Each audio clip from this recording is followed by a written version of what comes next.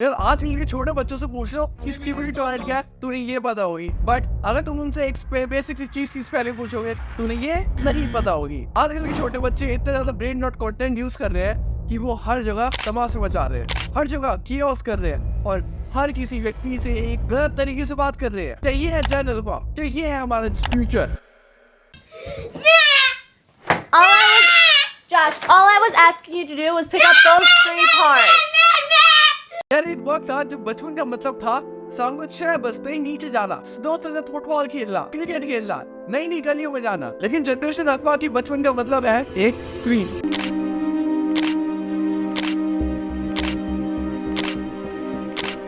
और ये स्क्रीन बस सिर्फ एक स्क्रीन तक नहीं रही है, ये स्क्रीन उनकी दोस्त बन चुकी है, ये स्क्रीन उनके माँ बाप बन चुकी है और ये स्क्रीन उनकी क्लासरूम तक बन चुकी है। और इसका असर सिर्फ उनके बचपन तक नहीं पड़ रहा है, इसका असर उनके फ्यूचर पे भी पड़ रहा है। और दोस्तों ये चीज मेरी और आपकी लाइफ से ज्यादा कनेक्टेड है, जितना हम सोच सकते हैं उससे कहीं गुना ज्यादा। Guys, consider subscribing this channel so that I can make more type of this content for you guys. आप इस वीडियो को एंड तक देखना चाहोगे क्योंकि आपको इस वीडियो के बाद ये समझ में आएगा कि हमें इस डिजिटल दुनिया का असर संभालना पड़ेगा। ये प्लेग्राउंड खाली क्यों है? एक वक्त था जब हम यहाँ पे अपने दोस्तों के साथ चिल्लाते, हंसते और टाइम स्पेंड करा करते थे। अब यहाँ सिर्फ शांति है क्योंकि जिस जनरेशन को यहाँ पर खेलना चाहिए था अब बस वो स्क्रीन पे खेल रही है। जब आप छोटे थे तो आपका फेवरेट गेम क्या था? क्या आपको लगता है कि आजकल के छोटे बच्चे वो आपका गेम एंजॉय कर पाएंगे? दोस्तों ये समझना इम्पोर्टेंट है कि ये एप्लीकेशंस और डिवाइसेस सिर्फ एंटरटेनमेंट के लिए नहीं बनाई गई है, ये बनाई गई है ताकि उनसे दूर ना जा सके। हार्वर्ड यूनिवर्सिटी के स्टडी के अकॉर्डिंग एक एप्लीकेशन का डिजाइन इस तरीके से बनाया गया है ताकि वो हमारे दिमाग में हर समय डोपामिन रिलीज करते रहे। मानो न मानो हर स्वाइप, हर लाइक एक रिवॉर्ड जैसा लगता है। अब सोचो छोटी सी उम्र में ये एडिक्शन शुरू हो जाए तो आउटकम क्या होगा? स्टडीज के अकॉर्डिंग डिजिटल एडिक्शन बच्चों के अंदर एंजाइटी और डिप्रेशन के रेट को 200% से ज्यादा बढ़ा देता है। क्या ये सही है? और इसका रियल लाइफ एग्जांपल हमारे देश में ही है। एक 10 साल का बच्चा जो एक गेमिंग एडिक्शन से सफर कर रहा है, उसके पेरेंट्स उसे बाहर ले जाना चाहते हैं, उसे खिलाना चाहते हैं आउटडोर गेम्स, लेकिन वो वापस घर में आके स्क्रीन पे लग जाता है। ये छोटी सी बात लग सकती है लेकिन ये डिजिटल दुनिया उस बच्चे की क्रिएटिविटी और उसकी इमेजिनेशन को कैसे बांध कर रखी है ये हम समझ नहीं पा रहे हैं। यार आपको पता है आजकल के छोटे बच्चे अपनी सोशल मीडिया पे लाइफ्स को इतना कंपेयर कर रहे हैं दूसरे बच्चों से कि एक 10 साल के छोटे बच्चे को जब वो देखता है दूसरे बच्चों को डिज्नीलैंड जाते हुए, महंगे महंगे खिलौने खरीदते हुए, बड़े बड़े लोगों के साथ घूमते हुए, तो वो सोचता जरूर है क्या उसकी जिंदगी इनफ नहीं है।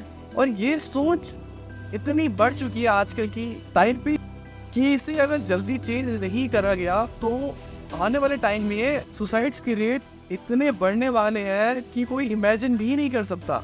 स्टैटिस्टिक्स कहते हैं कि 12 साल से कम एज के बच्चों के अंदर सेल्फ एस्टीम इश्यूज का लेवल बहुत ज्यादा बढ़ गया है, कई गुना ज्यादा। और इसका सिर्फ और सिर्फ एक ही रीजन है, सोशल मीडिया के अनरियलिस्टिक स्टैंडर्ड्स। हम अपने दोस्तों के साथ जो हंसी मस्ती करा करते थे, साइकिलिंग करा करते थे, खेला करते थे, हम उसमें खुश हुआ करते थे। आज इस दुनिया ने जनरेशन अल्फा को उस सेटिस्फेक्शन से दूर कर दिया है। सिर्फ मेंटल हेल्थ पे नहीं, ये स्क्रीन उनकी फिजिकल हेल्थ पे भी डायरेक्ट असर डाल रही है। एक अमेरिकन अकेडमी ऑफ पीडियाट्रिक्स की स्टडी के अकॉर्डिंग ज्यादा स्क्रीन टाइम बच्चों की आईसाइट, पोस्चर और इवन स्लीप पैटर्न्स को भी डिस्टर्ब कर रहा है। मैं एक फैमिली को जानता हूँ जिनका एक 9 साल का बच्चा है और उसे अभी से चश्मे लगाने की जरूरत पड़ चुकी है।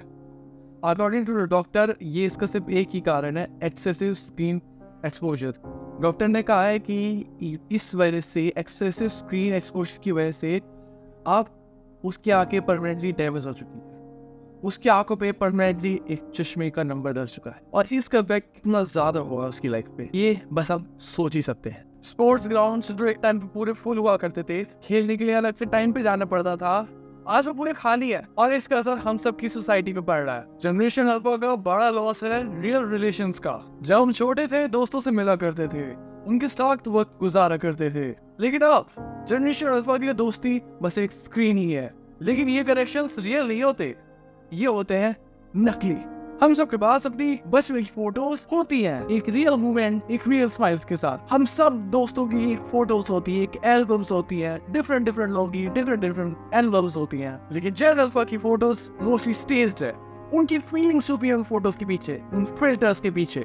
और स्टैटिस्टिक्स के अकॉर्डिंग रिसर्च शो कि आजकल के बच्चे एक दिन में 6 घंटे से ज्यादा स्क्रीन पे बिताते हैं, लेकिन सिर्फ 30 minute face to face interaction में। दोस्तों मैं जानना चाहूंगा आप सबकी childhood memories in the comment, जो ये जेन अल्फा एक्सपीरियंस नहीं कर पाएगी। जरूर कमेंट करके इस पूरी दुनिया को शेयर करिएगा। अब सवाल ये है, क्या हम ये डिजिटल साइकिल तोड़ सकते हैं या नहीं? देखिए सच तो ये है, डिजिटल दुनिया हमेशा यही रहेगी, लेकिन हमें अपनी बाउंड्रीज सेट करनी पड़ेंगी। हम जनरेशन अल्फा को एक न्यू बैलेंस ऑफ लाइफ सिखा सकते हैं। एक तरीका है, हम बच्चों का स्क्रीन टाइम सेट कर दें, उनके लिए मैंडेटरी कर दें कि आउटडोर गेम्स खेलेंगे अनटिल एंड अनलेस उनका कोई अगले दिन एग्जाम हो, और समझाए उन्हें कि ऑनलाइन वैलिडेशन उनका असली सच नहीं है। अगर हम सब सच में फ्यूचर जनरेशन अल्फा का फ्यूचर सेट करना चाहते हैं, तो ये हमारी रिस्पॉन्सिबिलिटी है, बैलेंस सेट करना होगा। देखो रियलिटी ये है कि हम डिजिटल दुनिया को अपनी रियल वर्ल्ड से सेपरेट नहीं कर सकते, हमें इसके साथ अडॉप्ट करना पड़ेगा। लेकिन हम अपने छोटे